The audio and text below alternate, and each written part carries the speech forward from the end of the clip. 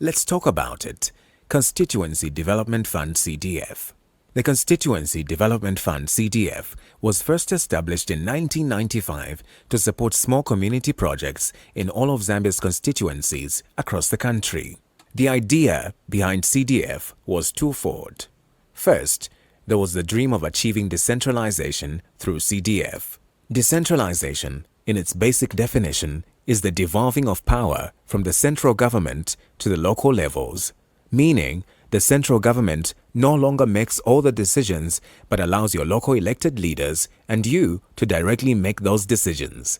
For example, this would mean bursaries are accessed and decided at the district level, and there would be no need of coming to Lusaka.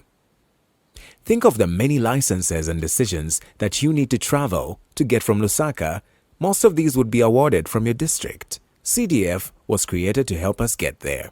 Secondly, to provide funding to community-led projects that may otherwise not be prioritized by the central government.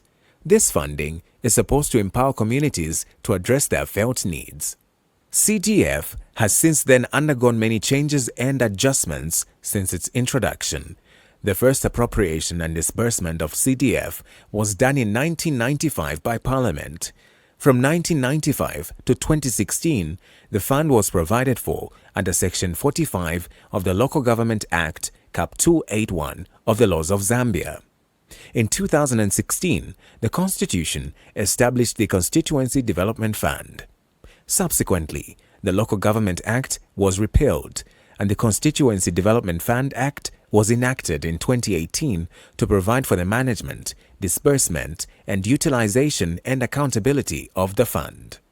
The government developed the first guidelines in 2006, commonly known as the CDF Guidelines, to guide on the management and utilization of the fund. The government, in 2021, expanded the scope and increased the budget allocation of CDF from 1.6 million kwacha to 25.7 million kwacha per constituency. The expanded scope of the CDF introduced two other areas aside from the community projects, namely youth, women and community empowerment, and secondary boarding school and skills development bursaries. Through CDF, local communities can be architects of their local development agenda through the statutory power given to them in the identification and prioritization of projects that meet their felt needs.